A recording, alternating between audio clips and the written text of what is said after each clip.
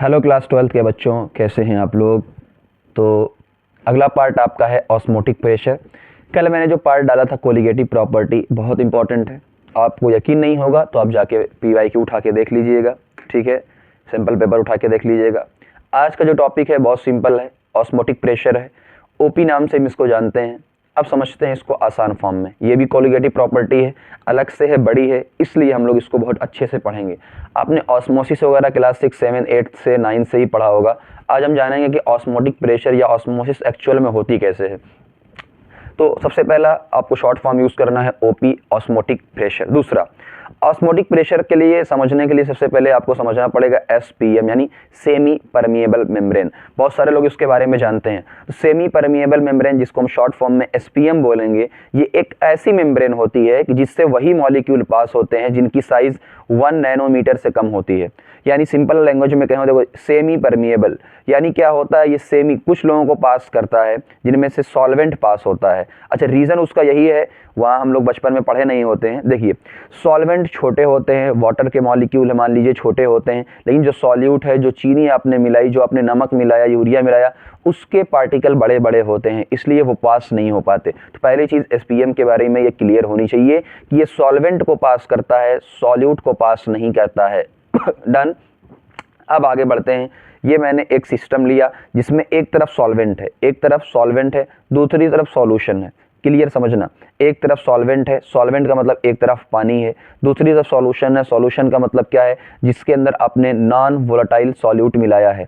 अब फिर से वही कहानी, जिन बच्चों को पता होता है कि भाई देखिए, मान लीजिए ये वाटर है, ये सिर्फ वाटर है, सॉल्वेंट है, प्योर सॉल्वेंट है, ये यहाँ से उड़ता है नॉर्मल टेम्परेचर पे उड़ता है, जाहिर सी बात है। तो इसमें कुछ ना कुछ वेपर प्रेशर आता है, और इस वेपर प्रेशर को मैंने माना 0.5, मैंने एक मान लिया, एक वैल्यू मान लिया है ना, एक वैल्यू। लेकिन जैसे ही आपने इसके अंदर आपने सॉलिड मिला दिया, आपने कोई चीज़ मिलाई है, जैसे सॉलिड मिला दी है, अब ये तो खुद उड़ेगा नहीं भाई, सॉलिड है, चीनी खुद उड़ेगी नहीं, तो ये खुद उड़ेगी नहीं, और जो पानी यहाँ से उड़ रहा था उसको उड़ने भी नहीं देगा, उड़ने भी नहीं देगा। यानी जो पानी का वेपर प्रेशर पहले 0.5 आता था, अब 0.5 से कम आएगा, और मैंने उसको एक वैल्यू मान लिया 0.4, क्योंकि वैल्यू से समझाना आसान रहता है। तो मैंने कहा भाई सॉल्यूशन का जो वेपर प्रेशर आएगा वो कम आएगा, और वो कम कितना आएगा, 0.4 मैंने माना, ठीक। अब आपने क्लास 11 से एक चीज़ पढ़ी होगी कि पास्कल लॉ, क्लास 11 से एक चीज़ पढ़ी होगी, या पास्कल लॉ तो आई थिंक क्लास 8th में ही आ जाता है, कि एक ही लेवल पर अगर प्रेशर से लेवल पर हों, जैसे एक ही लेवल है, ये लेवल क्या है, एक ही है, एक ही है, एक ही लेवल का मतलब क्या होता है कि ये एक लाइन है, इस पूरी लाइन पे चाहे यहाँ प्रेशर देखो, चाहे यहाँ प्रेशर देखो, चाहे यहाँ प्रेशर देखो, पूरी लाइन पे ऐसे ही, इस पूरी लाइन पे चाहे यहाँ देखो, चाहे यहाँ देखो, चाहे यहाँ देखो, सब पे प्रेशर क्या रहे, इसका अपना P1 पूरा सेम रहेगा, इसका अपना P2 पूरा सेम रहेगा, प्रेशर सेम रहेगा। बट यहाँ पे क्या देखा गया कि एक तरफ प्रेशर तो 0.5 है, एक तरफ प्रेशर तो आपका क्या है, 0.4 है, यानी प्रेशर का अंतर है। और ये प्रेशर कोई मामूली प्रेशर नहीं है, ये प्रेशर वेपर का प्रेशर है। कैसा प्रेशर है, वेपर का प्रेशर है। अब आपको समझना है बेटा, अब आपको बहुत ध्यान से समझना है, फिर हम कंक्लूजन की तरफ आते हैं कि देखिए, सॉल्वेंट का 0.5 है और इसका 0.4 है, ठीक है ना। सॉल्वेंट का तो बढ़ नहीं सकता, सिंपल सी बात है भाई, सॉल्वेंट का जो 0.5 है उसका मैक्सिमम है, जैसे मैक्सिमम मैं 10 ही रोटी खा सकता हूं, तो अब 10 से ज़्यादा की औकात नहीं है, ठीक है ना। तो सॉल्वेंट का जो मैक्सिमम वेपर प्रेशर आया 0.5 आया, उससे ज़्यादा तो आ नहीं सकता है, मैक्सिमम है। और ये आपको क्लियर ये पता है कि देखिए यार, जो प्रेशर होता है, प्रेशर वो P0A और XA, P0A और XA के बराबर है, P0A और XA, यानी जो आपने चीज़ें मिलाई हैं उसके बराबर है। बात समझ में आई, P0A और XA। अब कुछ लोगों को इसमें भी थोड़ा सा दर्द होगा कि सर ये आपने कैसे लिख दिया, तो सिंपल सी मैं बात बता दूं, देखो जो सॉल्यूशन का टोटल प्रेशर आएगा, सॉल्यूशन का वो प्रेशर A और B दोनों की वजह से आएगा। कल ही आपको डिस्कस किया, इसी मैंने कहा था उस पॉइंट को ज़रूर पढ़ना। ए का मतलब जो सॉल्वेंट है, वाटर है, बी का मतलब आपने ये जो डॉट डॉट डॉट लाल सा जो दिख रहा है वो मिलाया है। बट आपको क्लियर पता है बेटा कि ये जो डॉट डॉट है, जो शक्कर आपने मिलाई है, ये उड़ेगा नहीं, तो इसका प्रेशर तो नहीं आएगा, यानी PV क्या हो जाएगा आपका, 0 हो जाएगा। तो PS सिर्फ क्या बचा, PA, और PA क्या होता है according to the Raoult law, P0A XA, simple सी बात है। अब एक बात बताइए, P0A तो फिक्स है, ये पी नॉट ए तो फिक्स है, यानी वाटर का जो वेपर प्रेशर मैक्सिमम आया 0.5, ये तो फिक्स है, ये तो चेंज हो नहीं सकता कि भाई 0.5 उसका मैक्सिमम, ये चेंज हो नहीं सकता। तो आप क्या करोगे, एक्स ए को चेंज करोगे। यानी पूरी की पूरी कहानी क्या है कि अगर आपको पी को बढ़ाना है, ये तो बढ़ेगा नहीं, तो एक्स ए को बढ़ा दो। क्या करो, एक्स ए को बढ़ा दो। अब हम देखते हैं एक्स ए बढ़ेगा भी कि नहीं बढ़ेगा। अब कहानी समझना, सबको पता होता है कि भाई मोल फ्रैक्शन जो होता है एक्स ए और एक्स बी दोनों को मिला के क्या होता है, 1 होता है। अगर आप एक्स ए को बढ़ाना चाहते हो, या तो एक्स ए को बढ़ाओगे तो एक्स बी क्या होगा, कम होगा। तो दो काम चाहे करो, चाहे एक्स ए को बढ़ाओ और चाहे एक्स बी को कम करो, तब आपका बात बनेगा। तो आप क्लियर पहले समझते हैं। हमने सोचा यार अगर हम सॉल्यूट को भेज दें, भाई आप क्या कह रहे हो कि ए को बढ़ाओ, ए का मतलब सॉल्वेंट के मोल को बढ़ा दो। आप क्या करोगे बेटा, ए को बढ़ाओगे, यानी सॉल्वेंट को आप बढ़ाना चाहते हो, ठीक, सॉल्वेंट को बढ़ाना चाहते हो। तो आप क्या करोगे, अगर सॉल्यूट सॉल्वेंट की तरफ चला जाए, यानी अगर ये इस तरफ चला जाए, अगर ये सॉल्यूट इस तरफ चला जाए, तो देखो अगर सॉल्यूट इस तरफ सॉल्वेंट की तरफ चला जाए तो इनके नंबर क्या हो जाएंगे, कम हो जाएंगे। तो एक्स बी कम हो जाएगा तो एक्स ए बढ़ जाएगा। बात समझ में आई, यानी सिंपल सी बात है कि भाई देखिए, जो सॉल्यूट इस तरफ है, सॉल्यूट का मतलब क्या है, एक्स बी, सॉल्यूट का मतलब क्या है, एक्स बी। तो अगर एक्स बी इधर जाएगा, देखो अगर एक्स बी इस तरफ जाएगा, एक्स बी इस तरफ जाएगा, तो क्या एक्स बी कम हो जाएगा, और अगर एक्स बी कम हो जाएगा तो ऑटोमेटिक एक्स ए बढ़ जाएगा, एक्स ए बढ़ जाएगा। इतनी चीज़ें आपको आई थिंक समझ में आया ही होगी। बट प्रॉब्लम जानते हो क्या बेटा, प्रॉब्लम जानते हो, मैंने क्लियर कहा सेमी परमिएबल मेम्ब्रेन वो मेम्ब्रेन होती है जहाँ से सॉल्यूट पास नहीं होगा, यानी एक्स बी कभी भी इस तरफ पास नहीं हो सकता, कभी भी पास नहीं हो सकता, सॉल्यूट कभी भी पास हो नहीं सकता। तो प्रॉब्लम ये है कि सॉल्यूट पास नहीं हो सकता, इसका मतलब आपके पास एक ही ऑप्शन है कि आप एक्स ए को बढ़ा लो। एक्स बी तो कम नहीं कर सकते, आपके पास एक ही ऑप्शन है कि एक्स ए को बढ़ाओ। अब हम देखने जा रहे हैं एक्स ए को कैसे हम बढ़ाएंगे। क्लियर हो गई बात, यानी आप एक्स बी को यानी सॉल्यूट को क्लियर, मतलब कंफ्यूज ना होना बेटा। ए जो आपका है वो वाटर है यानी सॉल्वेंट है, बी जो आपका है वो सॉल्यूट है जो आपने मिलाया है। बाकी इसका मोल फ्रैक्शन तो हमने सिंपल सिखा, सॉल्यूट यानी बी वाला तो इधर नहीं जा सकता, बी वाला तो इधर नहीं जा सकता। तो हमारे पास ऑप्शन सिर्फ क्या है कि हम ए वाले को इस तरफ भेजें, हम ए वाले को इस तरफ भेजें। और ए क्या था आपका, वाटर था। तो अगर वाटर इस तरफ मूव होगा, अगर वाटर इस तरफ मूव होगा तो देखो उसे ही हमने क्या बोला, ऑस्मोसिस बोला। अब एक पॉइंट यहाँ पे क्लियर होना चाहिए कि ये जो सॉल्वेंट पास हो रहा है, ये सॉल्वेंट का नेट मूवमेंट है। इसका मतलब ये है कि सॉल्वेंट इधर जा रहा है, बिल्कुल सॉल्वेंट इधर जा रहा है, लेकिन कुछ सॉल्वेंट इस तरफ से इस तरफ भी आ रहे होंगे, बहुत कम, ज़्यादा नहीं।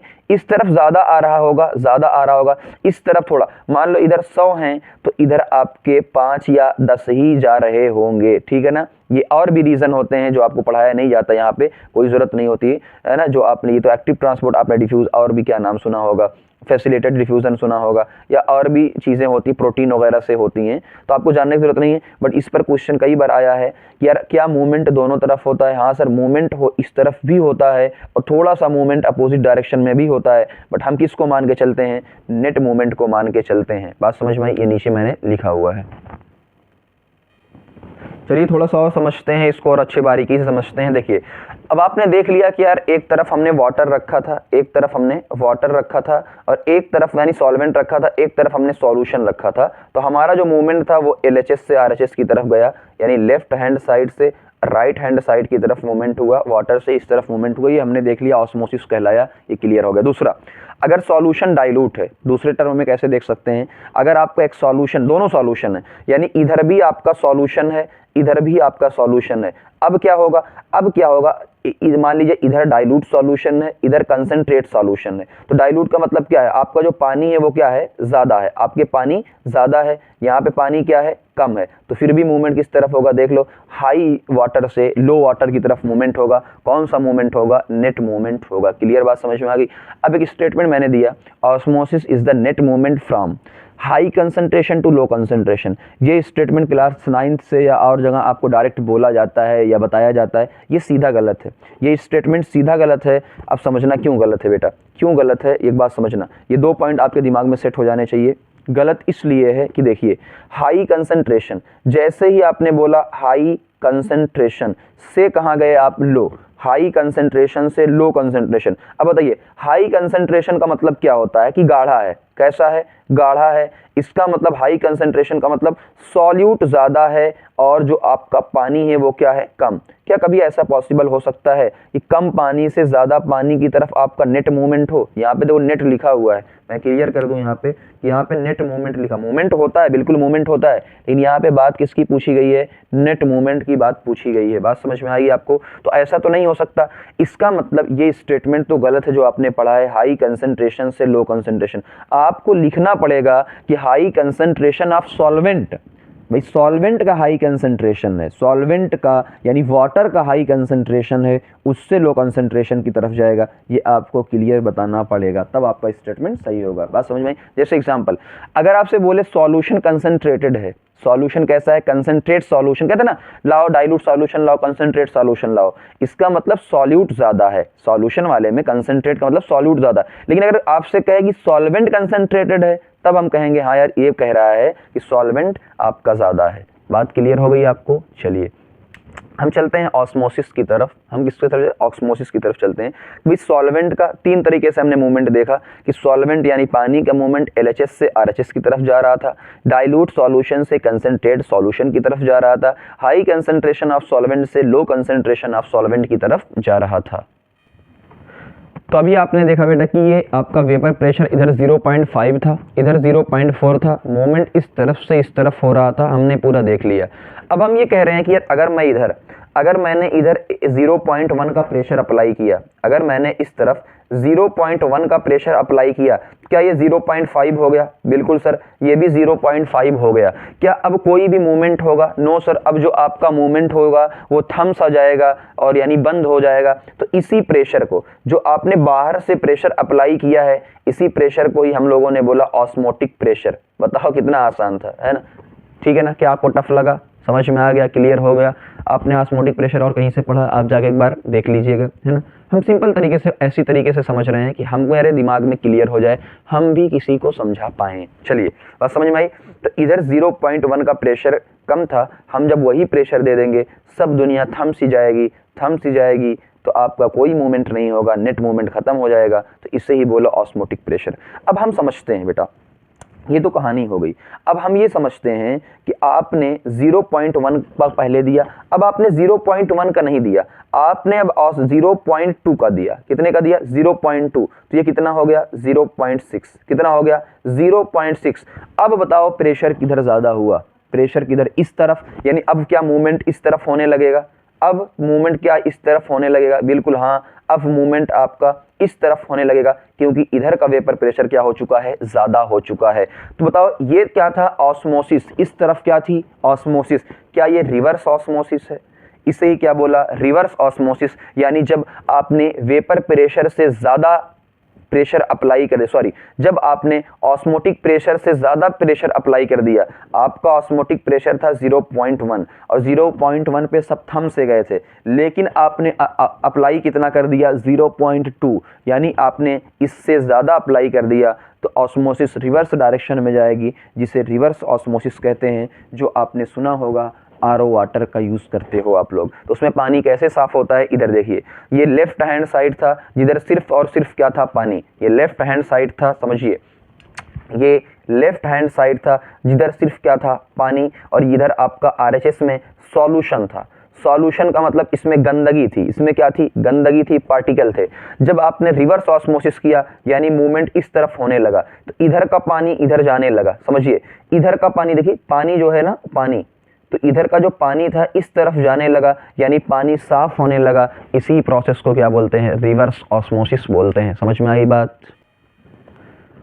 अब आते हैं कि ऑस्मोटिक प्रेशर को कैसे कैलकुलेट किया जाता है। कैसे कैलकुलेट किया जाता है? तो एक साइंटिस्ट थे, उन्होंने कैलकुलेट किया, पूरा बताया। देखिए समझना, पहली चीज़ calculation of osmotic pressure dilute solution के लिए, यानी उन्होंने जब फार्मूला दिया और उसको अप्लाई किया, तो उन्होंने देखा कि ये फार्मूला डाइल्यूट सॉल्यूशन है। तो पहली चीज़ क्लियर होनी चाहिए कि ये फार्मूला डाइल्यूट सॉल्यूशन के लिए अप्लाई होता है। बात समझ में आ गई?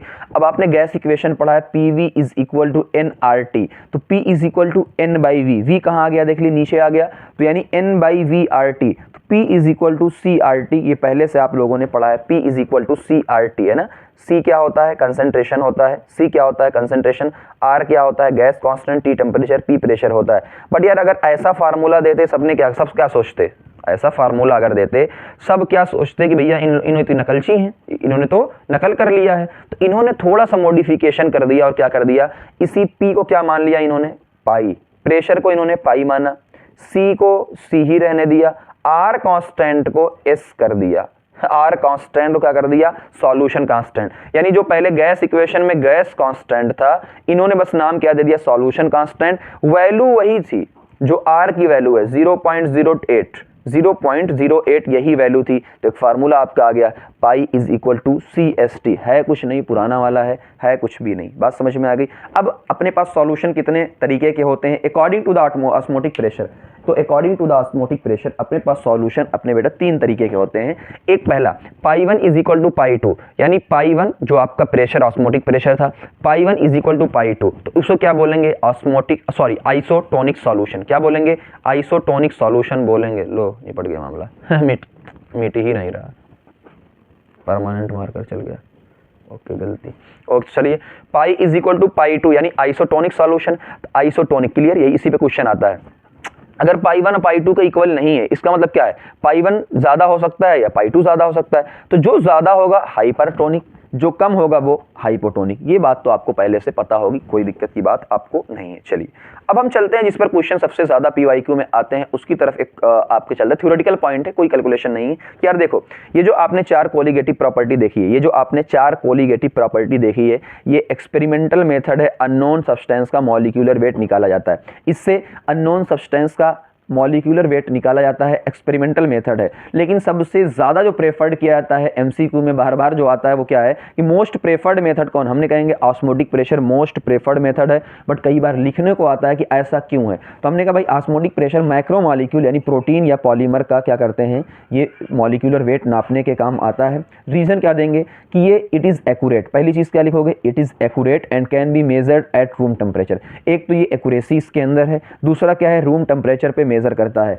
अब समझना एक्यूरेसी का मतलब क्या है कि आप थोड़ा सा सॉल्यूट मिलाओगे, थोड़ा सा सॉल्यूट मिलाओगे, थोड़ा सा सॉल्यूट मिलाओगे तो ढेर सारा आपको चेंज नजर आएगा। जैसे आप थोड़ा सा खाओ और तगड़े हो जाओ तो मज़ा है कि नहीं, मज़ा है। और ढेर सारा 6-6 रोटी खाते जाओ और अगर तगड़े ही ना हो पाओ तो दिखेगा नहीं, क्या लगता नहीं है या लग नहीं रहा है इसको। वही देखो कि आपने थोड़ा सा ही अमाउंट मिलाया लेकिन इसको लग गया, यानी आसानी के साथ चेंज विजिबल हुआ, एक्यूरेट है। दूसरा रूम टेम्परेचर पे ही डन, यानी हीट करने की ज़रूरत नहीं पड़ती, वरना बॉइलिंग पॉइंट में इन सब में आपको वेपर प्रेशर बढ़ाना पड़ता है, हीट करना पड़ता है। बट इसमें ऐसा कुछ नहीं, तो रूम टेम्परेचर पे ही मामला सेटल हो जाता है। वरना अच्छा रीज़न क्या है कि जैसे ही आप हाई हीट देंगे तो इससे क्या होता है, प्रोटीन का नेचर चेंज हो सकता है, पॉलीमर ख़राब हो सकता है ना, क्योंकि हाई टेम्परेचर पे ये सब क्या होते हैं, स्टेबल नहीं होते। आसान था।